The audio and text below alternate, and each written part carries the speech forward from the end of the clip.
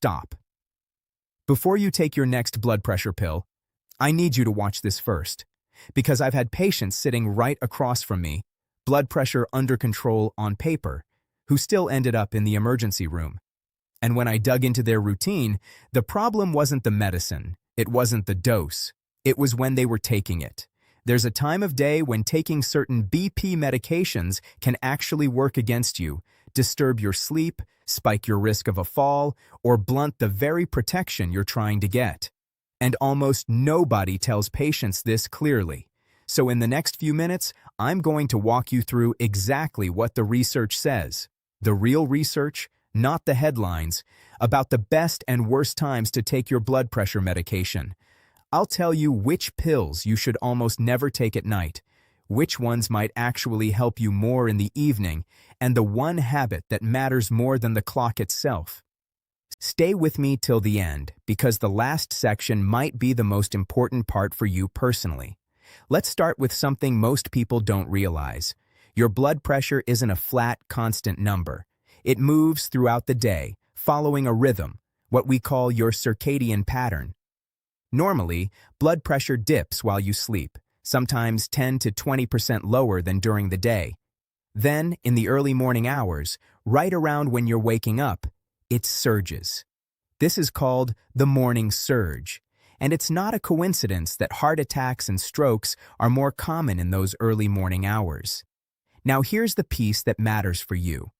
If your medication isn't working at the right time, that natural dip and that morning surge can behave abnormally.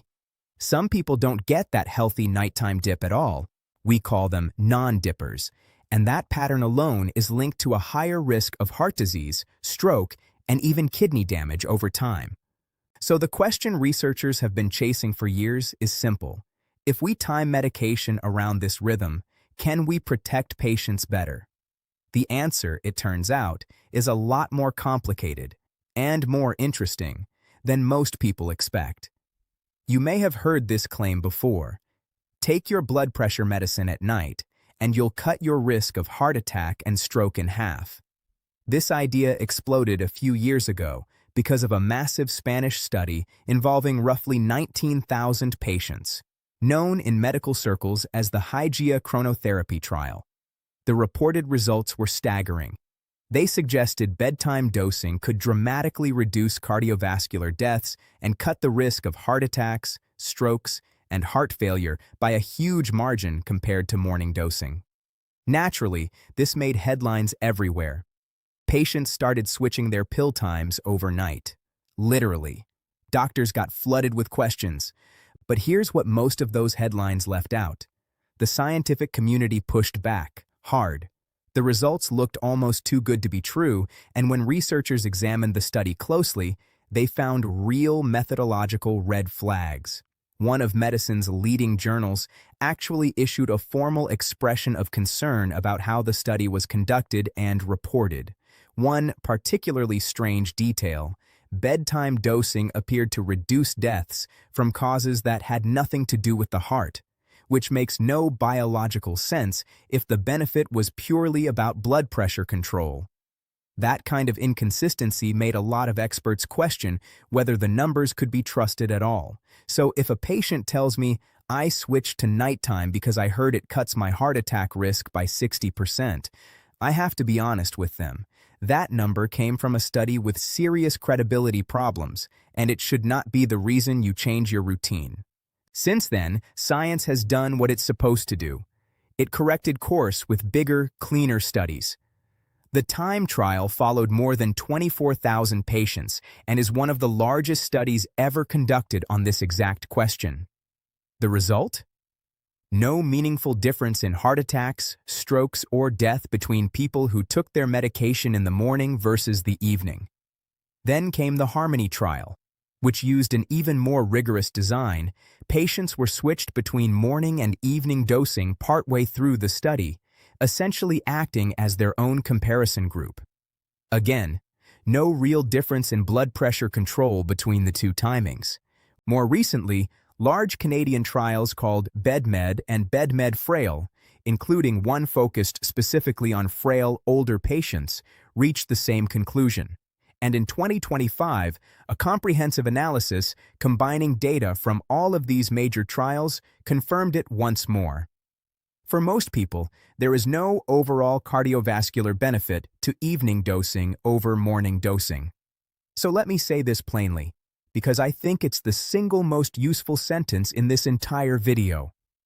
For the average patient, morning or night does not meaningfully change your risk of heart attack, stroke, or death. What matters far more is consistency. Taking your medication at the same time, every single day, without gaps. That said, and this is important, average patient doesn't mean every patient. There are specific situations where timing absolutely does matter. Let's talk about those. If there's one category of blood pressure medication where timing genuinely matters, it's diuretics, sometimes called water pills.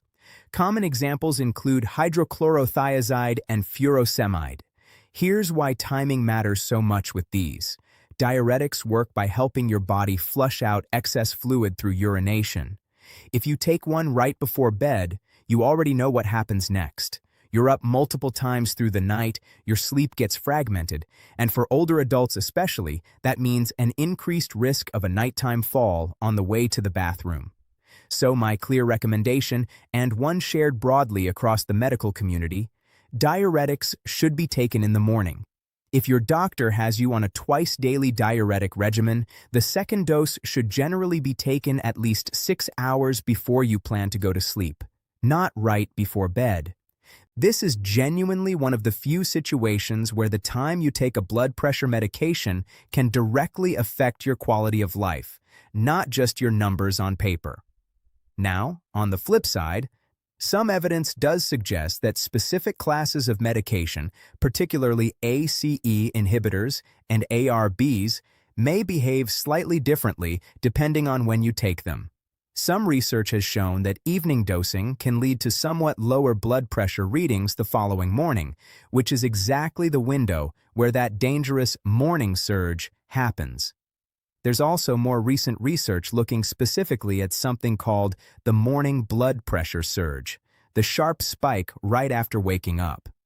Some newer studies suggest that for certain patients, particularly those whose morning readings run high despite otherwise controlled blood pressure, shifting a dose to the evening may help blunt that surge and improve nighttime blood pressure control. But, and I want to be very clear about this isn't a blanket rule for everyone. This kind of fine-tuning is usually something we identify through 24-hour ambulatory blood pressure monitoring, where you wear a cuff for a full day and night, so we can actually see your personal pattern instead of guessing. If your morning numbers are consistently high, that's a great topic to bring up at your next appointment, not something to self-adjust at home. Here's something I tell every single patient, and I want you to really hear this part. The biggest threat to your blood pressure control isn't choosing the wrong hour, it's inconsistency. Blood pressure medication works by maintaining a steady level of the drug in your bloodstream. When you skip doses here and there, or take it at wildly different times day to day, you create gaps, and those gaps often line up exactly with that vulnerable early morning window when your risk is already naturally higher. So instead of obsessing over the perfect hour, anchor your medication to something you already do every single day, without fail. Brushing your teeth.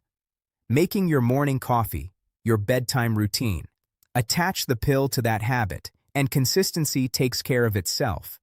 A simple pill organizer or a daily phone alarm can make an enormous difference if remembering has been a struggle. I promise you, a patient who takes their medication reliably every morning will do better than a patient chasing the theoretically optimal evening hour but missing doses 3 times a week.